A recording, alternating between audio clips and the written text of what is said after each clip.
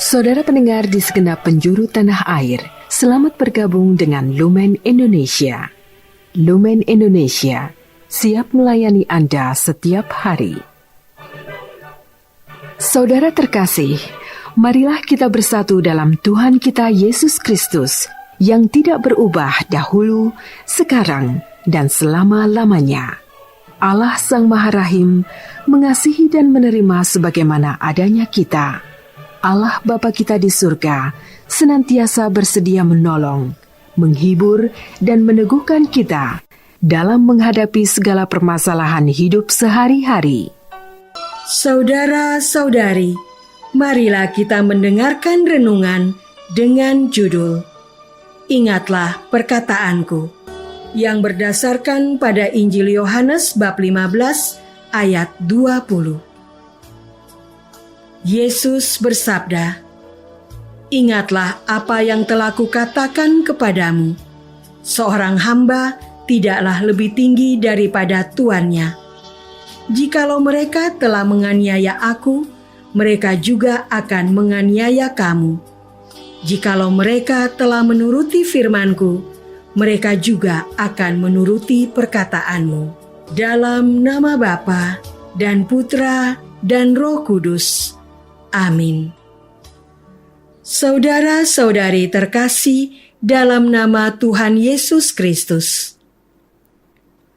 Pada suatu hari, Yesus memberi peneguhan kepada para murid-Nya yang mengalami penolakan dari berbagai bangsa. Sabda Yesus, "Jikalau dunia membenci kamu, ingatlah bahwa ia telah lebih dahulu membenci aku daripada kamu. Sekiranya kamu dari dunia, tentulah dunia mengasihi kamu sebagai miliknya. Tetapi karena kamu bukan dari dunia, melainkan aku telah memilih kamu dari dunia. Sebab itulah dunia membenci kamu. Ingatlah apa yang telah kukatakan kepadamu. Seorang hamba tidaklah lebih tinggi daripada tuannya. Jikalau mereka telah menganiaya aku, mereka juga akan menganiaya kamu.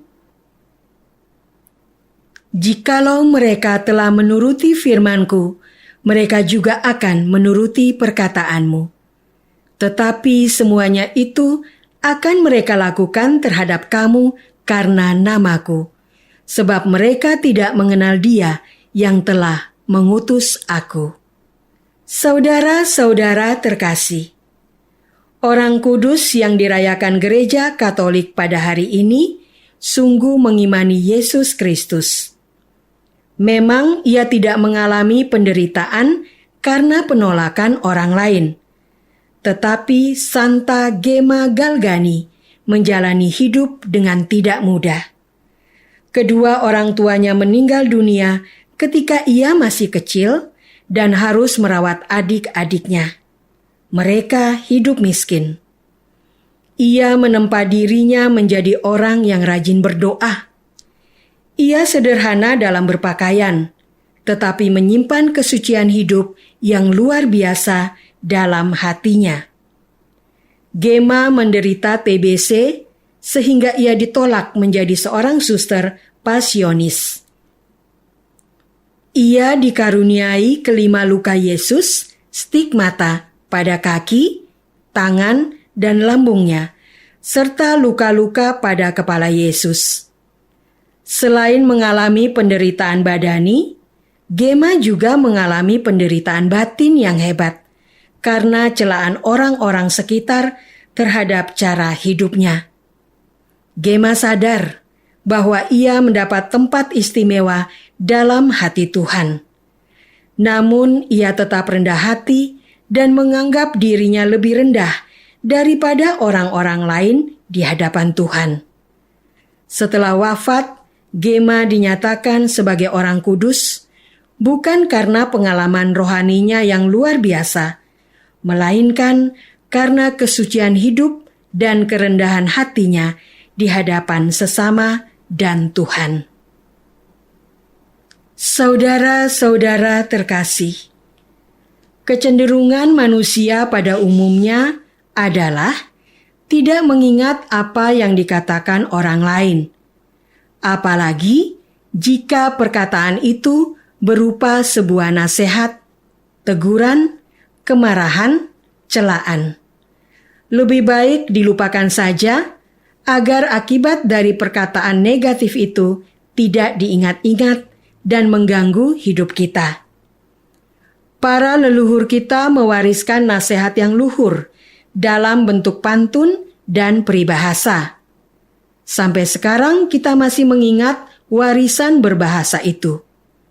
Tidak semua nasihat tersebut masih relevan untuk kondisi saat ini. Tetapi banyak juga kebenarannya melintasi waktu. Para pemimpin akan mengingatkan anak buahnya untuk bekerja rajin. Para guru akan menasehati para muridnya untuk belajar tekun.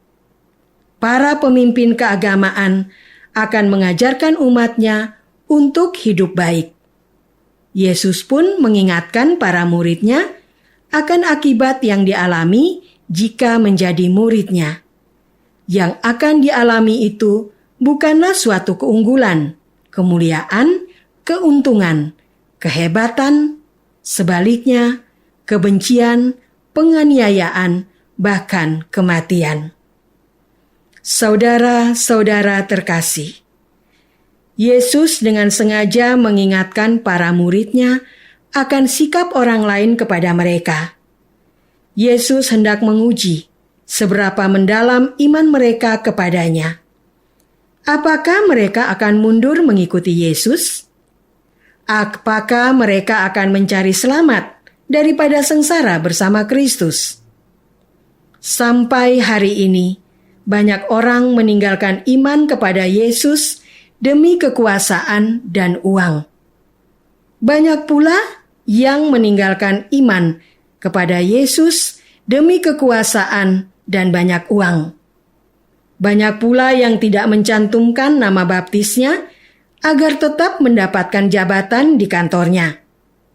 Beberapa orang meninggalkan gereja Katolik agar mendapatkan pasangan hidup yang berbeda iman. Para rasul yang mengalami langsung hidup bersama Yesus sudah mendapatkan penganiayaan dari orang-orang Yahudi. Umat Katolik perdana diadu dengan binatang buas yang ditonton banyak orang Romawi. Banyak martir mengorbankan hidupnya demi iman kepada Yesus di banyak negara di sepanjang zaman.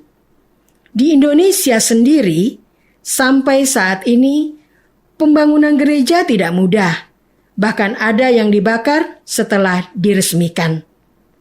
Beriman kepada Yesus bukanlah agar mendapatkan pemenuhan kebutuhan duniawi, tetapi agar bersatu dengan Yesus. Semua kesengsaraan yang kita alami itu merupakan akibat sebagai murid Yesus yang sudah mengalami kesengsaraan karena ketaatan kepada kehendak Bapa di surga. Marilah kita masuk dalam saat hening sejenak untuk meresapkan renungan yang baru saja kita dengar bersama dalam kehidupan iman kita masing-masing. Apakah kita tahu akibat mengikuti Yesus? Apakah kita masih terus mengikuti Yesus? Marilah kita berdoa. Ya Tuhan, mengikuti hidup putra-Mu adalah memanggul salib kehidupan kami. Sungguh berat, tetapi kami percaya putra-Mu juga turut memanggul salib di samping kami. Putra-Mu akan menemani kami sampai Gunung Golgota, tempat dosa-dosa kami disalibkan dan ditebus dengan salib Yesus Kristus. Engkaulah Tuhan kami, kini dan sepanjang masa. Amin. Dengan penuh kasih dan sukacita, Lumen Indonesia mengundang saudara-saudara seiman di segenap penjuru tanah air. Sekiranya ada tanggapan ataupun saran, kirimkan surat Anda ke Lumen Indonesia. Terima kasih atas perhatian Anda. Sampai berjumpa lagi dengan Lumen Indonesia pada waktu dan gelombang yang sama esok hari.